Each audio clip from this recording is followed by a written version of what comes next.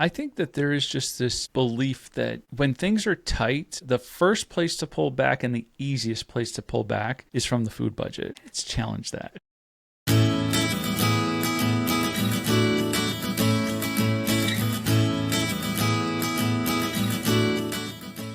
Welcome to the Christ Centered Stewardship podcast with your hosts, Maria Casillas and Nino Villa.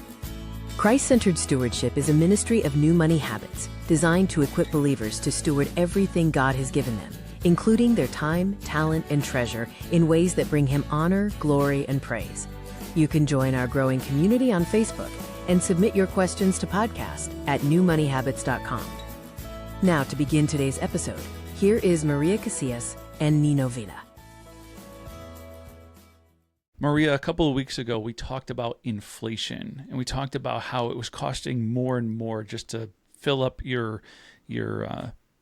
grocery cart at the grocery store. And so I wanted to take an opportunity today to talk about feeding the family and talk about some of the common, thoughts and beliefs that drive our behavior when we're buying food and putting food on the table and that sort of thing, and maybe even get into some of the numbers today. Okay, let's do it.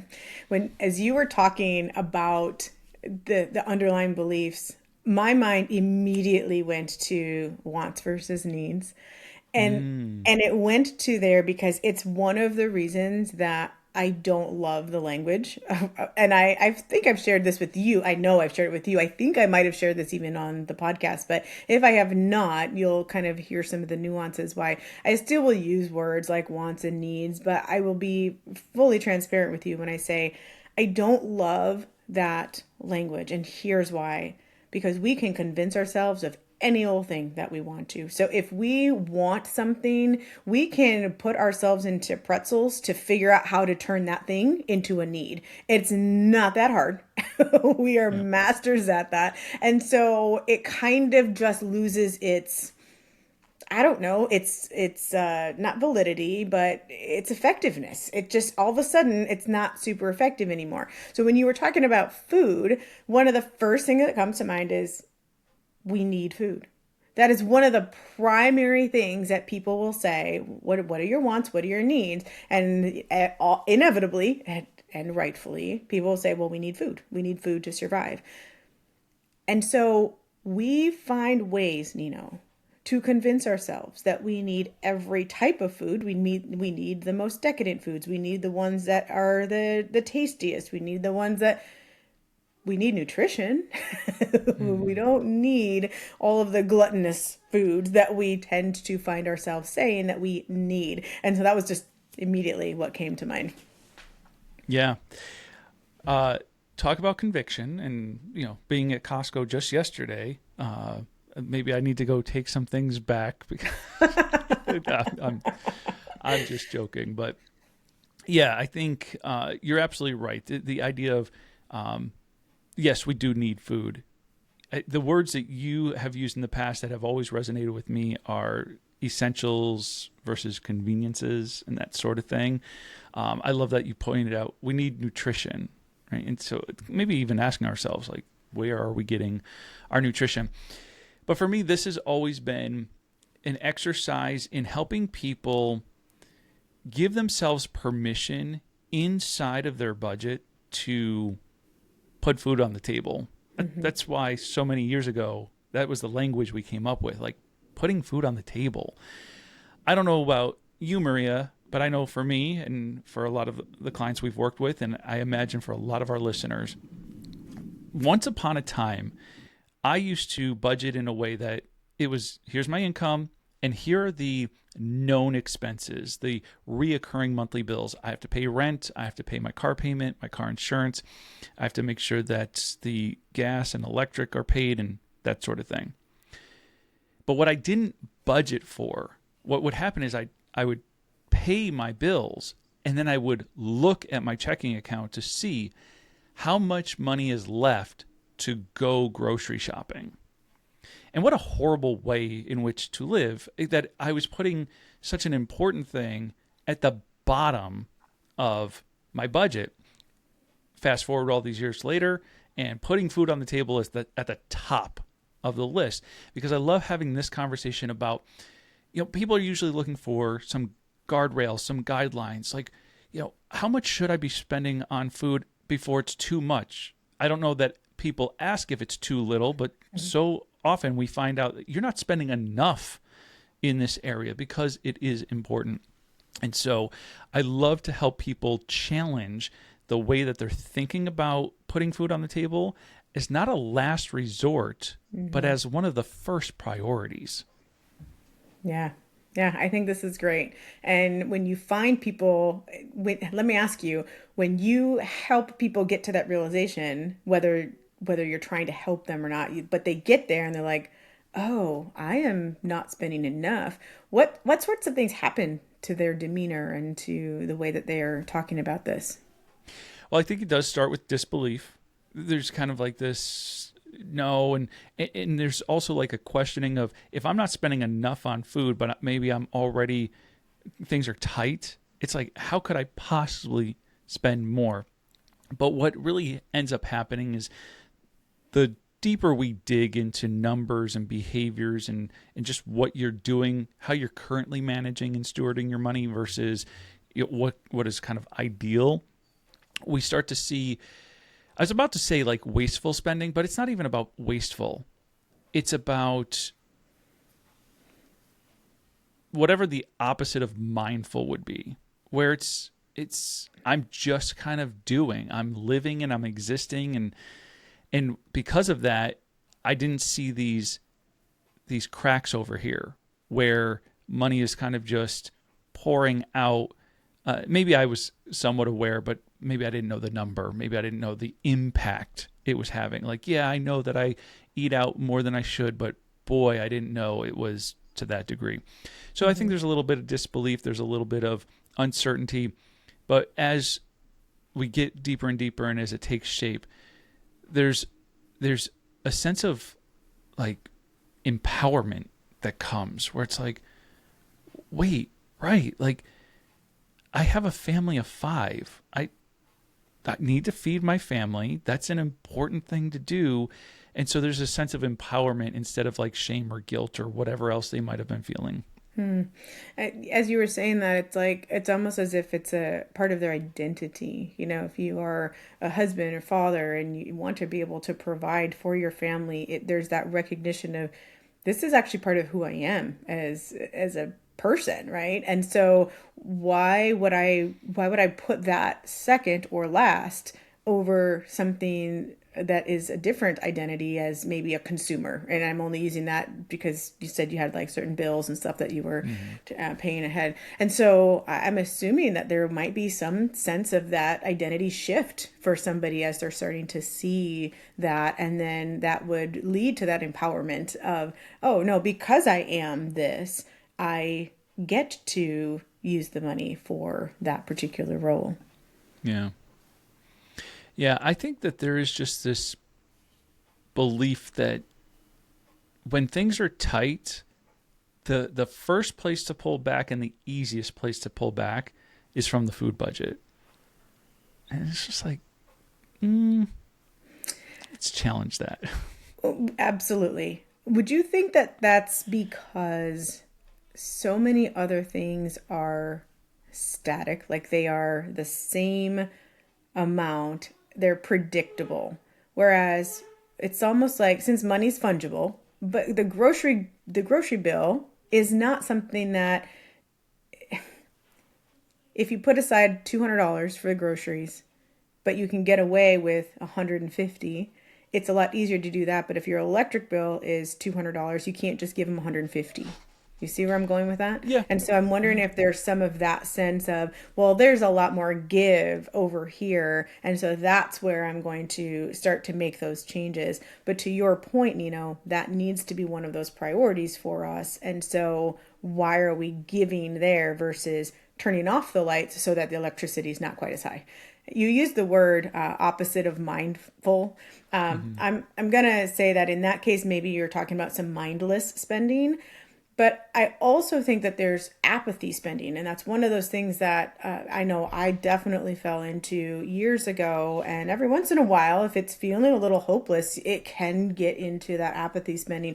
We always some people would call it the effort spending, and that's why I use apathy instead because I don't really use that language. But that's ultimately how it's described is like, I'm not ever going to get out of this mess anyway. And so why bother? And I'm just going to keep doing this thing over here. And so I do believe that there is mindless spending where you're just like not really thinking it through. But then there's this other side of things where it's apathy spending. And so if you've gotten to that point, it's time to pull some of that back and definitely shift that more towards the mindful spending where you're being intentional with stuff, but it's taking away the shame of that spending. And I think that's where it becomes kind of a blurred line. If you've gone into that apathy spending arena, to pull back from that, it almost sounds like you're shaming the spending or the category on which you're spending, but that's not really what's happening. What's happening is there's a recognition of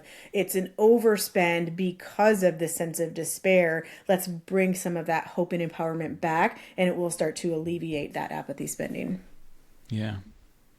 When I was struggling with, like, what am I trying to say the opposite of? Because it's not like thoughtless or mindless per se. It's not that, like, you're not thinking about it. It's that, maybe you've kind of entered into this space of, look, there's not much I can do about it, and so I'm just going to do what I keep on doing. And I got to tell you, like, been there, done that, might currently be there in certain areas where it's like, it is what it is, and I can't stand that expression. So, when I use it, I've kind of just shrugged my shoulders at that point, like, it is what it is. So I guess we're just gonna do this now. So yeah.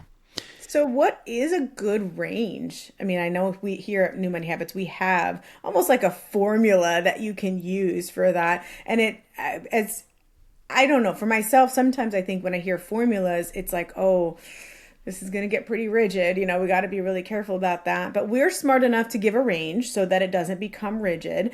But also, I think, like you said earlier, people are looking for a parameter. They're looking for guardrails. And so I love that we're able to provide that. What are some of your, what do we do? What do we say here? Yeah.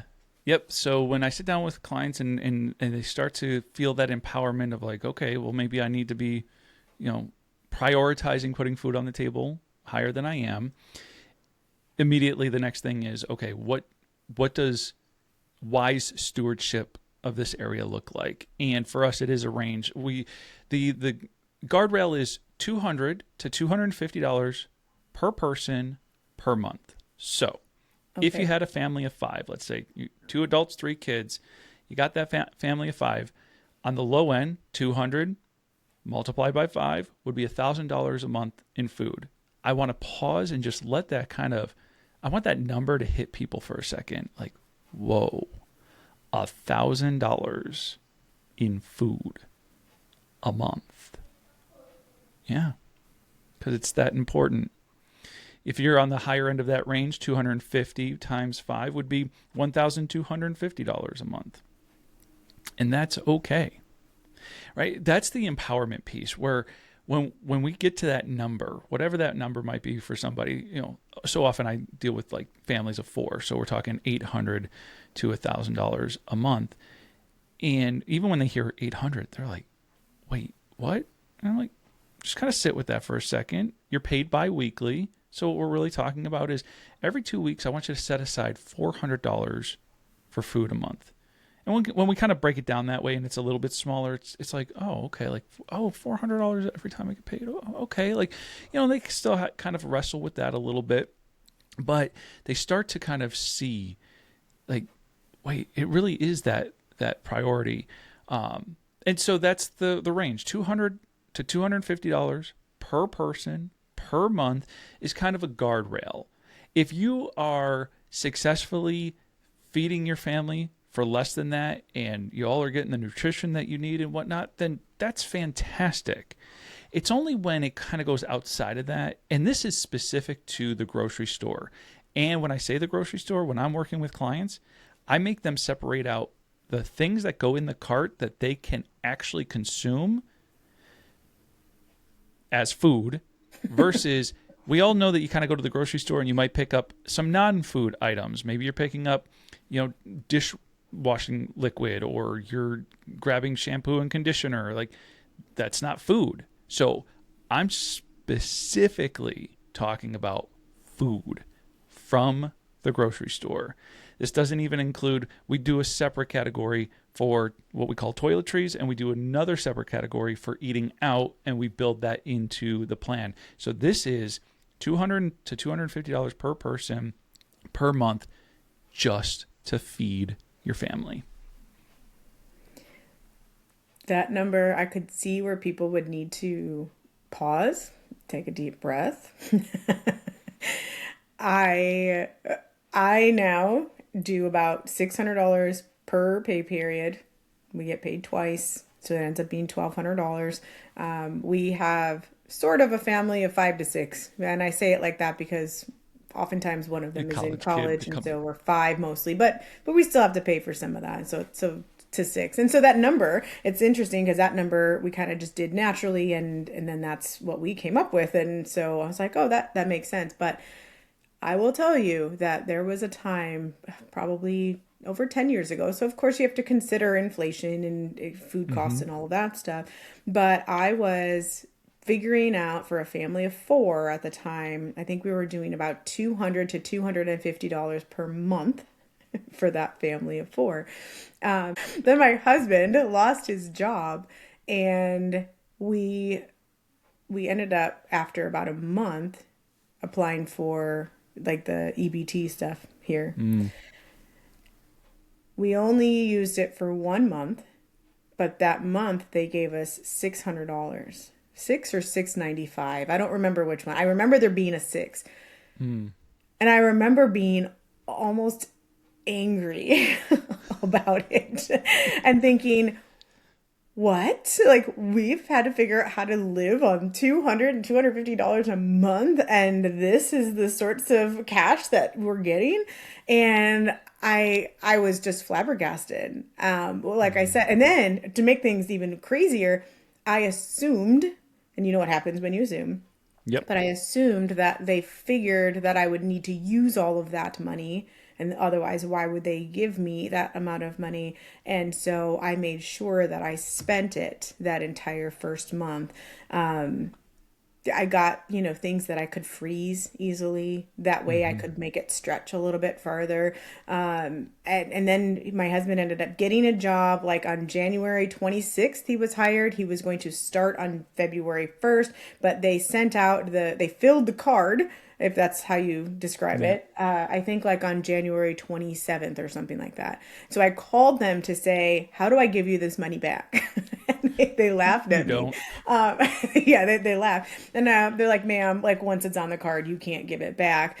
So I said, well, let me ask you this. Do I have to use it all in February?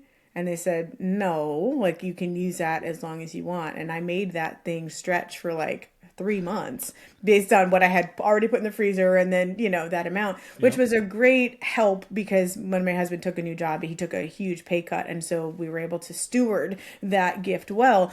But man, I hear you say $200 to $250 per person per month. And yeah, I look back and go, I would have actually been angry at you for trying to make me spend that much money. And it wasn't that we were spending money in other ways. We just made a lot less. So I actually would like to ask you that question, because I know that there are likely listeners who are going, Nino, $1,000 a month is 33% of my take-home pay, let's say. Do you have a parameter when it comes to percentages of income, of total income, when it comes to food, for example? Yeah, I've never locked it in like that. I've been coaching hundreds of people over the last 13 years, and I haven't come across one where that it's been that high where and I work with all sorts of income. I mean, I work with people who are single making, $25,000 or $30,000 a year to couples making, well into the six figures. And so I've never seen it that high, that we've had to really back off of that. If I'm working with somebody who's single, we're talking about $200 to $250 per person per month. Well, for a single person, then we're talking about $200, $250. And we manage that differently. For them, it might be that it's both grocery store and eating out, but we're very strategic in mapping out what that looks like. I haven't yet come across a situation. I think in some of the lower income households that I've worked with, it's that they've had EBT benefits. And so we've been able to make it happen even there because they have those. So I haven't really found that. That doesn't mean it wouldn't happen. If it did happen, we would look at, that's where I think one-on-one, it's like, hey, I have to know more about that person's situation and what's going on, and, to help them find other ways. At that point, it's like, how do we get the income up? How do we get other expenses down so that we can create a little bit more margin? Not so that we're contributing 33% of our household income to food, but hey, if we can get the income up, then that percentage is going down. So those are some of the ways that we work through some of those things. Yeah, that's a very good answer. Thank you. And it's just a reminder as to why we call this Guardrails. We're not super rigid. This is just a starting place for people. And if your individual situation lends itself a little bit differently, then get that second set of eyes to help you with that. Yeah. And as we said before, I think, hey, if you are finding a way to effectively feed your family for far less than that, and you guys are getting the nutrition that you need and all that, hey, more power to you. There's people who do insane couponing and whatnot. I don't get into the weeds and all of that, and I'm not going to sit here and try to help, coach somebody on how to do all of that. But I have a friend who, there was a period of time in his life that he was an extreme couponer, and he would come and tell me about how he walked into a store and they paid him $5 to walk out with all the stuff that he walked out with. And I'm like, I don't know how you do that. That's pretty cool. Maybe we could bring him into our coaching network for anybody who wants to know, how do I walk into a grocery store, leave with a bunch of stuff, and get them to pay me to leave the store? I don't know how that works. They're probably just trying to get rid of him. Boy, get out. But I'll transition to our Ask the Coaches question because it's right in line with this. Anonymous member posts, how much money per meal? They're asking, we have 2 adults, 3 kids, trying to spend less money on food and eat at home. What is a good budget guide per meal per person? My husband says $10 per person, but I think it can be far less. And we kind of just gave our guardrails, but I wanted to address this one because I kind of wanted to get into the numbers. I wanted to do some of the actual arithmetic just to kind of bring some light to. I know that before we hit record, I told you, Maria, I was like, I don't think that that's what they actually meant. But you had a really good point as to why it might actually be what they meant. So I wanted you to share that first. Well, you had just said that might be a typo, or that's not really what they meant. And I said, well, I mean, I could see 100% why that is what they actually meant. And I think the way that you said it, Nino, is you backed into the numbers first, and you're like, there's no way they think ... which we will absolutely share those numbers in just a minute. But I was like, I don't think that's typically how we work. Our brains don't just, I mean, not normal brains, at least. Nino's might. My brain does. Yeah, my brain calculates and does all the data crunching numbers stuff, which again we'll do in a moment. But you're gonna talk about how most people don't do that. The common person, and what we're doing is the math that we come up with, the ideas we come up with, are usually through the lens of our own experience. And that's what I was explaining to Nino. That, I mean, not to throw my husband under the bus, he wouldn't necessarily have said this, but I could absolutely see him saying something like that. Just some sort of flippant response, like, I don't know, maybe $10 per person, just to throw it out there and just have this number. And his experience, as I was explaining to Nino, is that, when he goes out to lunch for work, he can actually spend $15 to $16 in an individual meal at a fast food type restaurant. And that it blows my mind to hear him say that. But it's his experience. And if he goes somewhere else where it's more of a sit down place, his experience might be that it's $20 to $30 per person, depending on how good it is. When he travels for work, I mean, they will spend, he just said that they went out and got an appetizer that was $200. Now, granted, this was his work paying for it, not us, but it was almost comical because I said $200. He goes, yeah, but there were 8 of us and it fed us all. And I said, it fed an appetizer to all of you, and that's $25 per person for an appetizer. Don't even talk about the, whatever. I think the total bill is like $1,400 or something for the 8 people.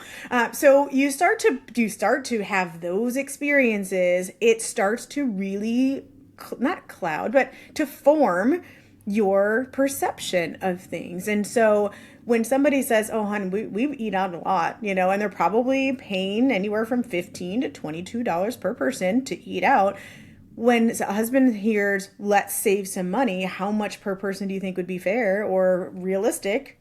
$10, man, that's cutting it in half in some instances. So I could see that. And now we're going to get into the numbers as to why that might be a little bit high. And to this anonymous member's credit, she does say, I think it could be way less. And I'm guessing that she's the one who buys groceries. She's the one who kind of does some of the meal planning in the family. And because she has that perception and that experience, she understands that it could be way less. Yeah.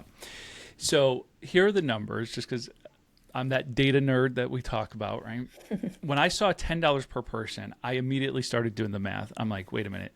$10 per person. You said there's 2 adults, 3 kids. That's 5 people. You're telling me that you think it takes $50 each meal? Then I wanted to multiply that number by 3 because 3 meals in a day, but we'll just go with 2. Okay. So you take that $50, you multiply it by 2, you're talking about $100 per day. Mm-hmm. Then you multiply that by 30 days in a month, and all of a sudden you're up to $3,000. Yeah. So and that's if there's only the 2 meals. Right. No breakfast for you. Right. Leftovers for breakfast or something, right? So this is where I'm like, there's no way this is what they actually meant. But to your point, like we talked in another episode about like mental math and mental lists. And when we do that, things get screwy. This is a perfect example of when we're doing it in our head, things are a little bit different than when we kind of put them down on paper and actually formulate a plan.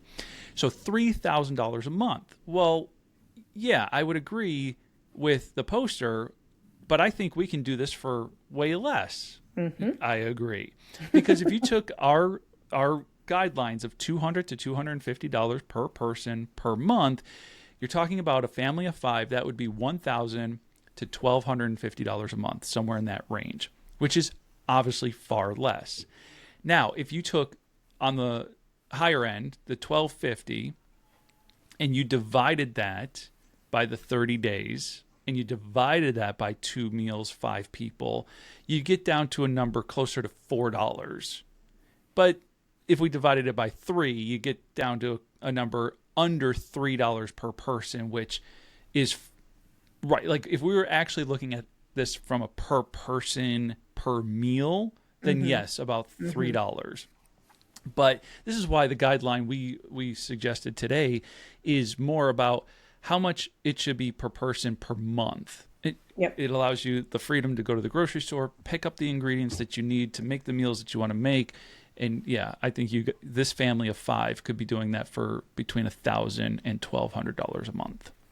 Yeah, I agree. And the reason I also like that range, and rather than a per meal thing, is typically like breakfast, for example, costs a lot less than, lunch and Mm-hmm. dinner. And so that's why, just to be on the conservative side, we said 2 meals, but assumed that they would be like the lunch and dinner ones.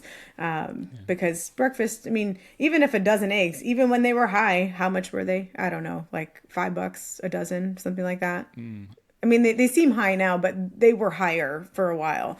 Yep. And so even if you have $5 for a dozen eggs, you can give a family of five, 2 eggs a piece and do that for $5. That's, even Yeah. if you throw in some toast, Right. Right. maybe a little You're down bacon. to like $1 per person for that meal. Like, Yeah, it ends up being relatively inexpensive. And so right. I think that's why I also think the per meal, I understand why the poster's asking that, because Mm-hmm. it is a way to sort of gauge things, but I also believe that would contribute to more of a sense of rigidity and trying to stay within a thing. Like this, ours gives you more of that flexibility by doing it per person, per month. Some of them will eat some breakfast, some of them will not, but it gives you that barrier. I mean, that not barrier, excuse me, the guardrail. I also want to say and ask you this question. When you have people who say they put aside the 250 but only spend the 2 per person per month, Yep. and so they have, in this case, $250 left over at the end of the month, what do you have them do with it? That's a great question. And it really depends on really, like, there's only two routes that our clients take. But early on, I like to encourage everybody to keep it in there and then contribute the same amount your next pay cycle. So everything we do is based on pay period instead of the month. So let's say you were doing $1,000 a month for food. That would be $500 a pay period if you're paid biweekly. So when you get paid, I just want you to contribute another $500, even if you have money left over in your digital envelope, your physical envelope, however you're tracking your grocery category. I just want, until we have about 3 months in, because 3 months is going to give us a real good indication of how this new habit is coming along, because there's going to be some ebb and flow there, right? So towards the end of the year, when Thanksgiving and Christmas come along, you might actually be spending more on food because you're contributing to maybe like family potluck style dinners or whatever the case may be. So at first, it's like, hey, just kind of stick with it and just keep putting the extra in there.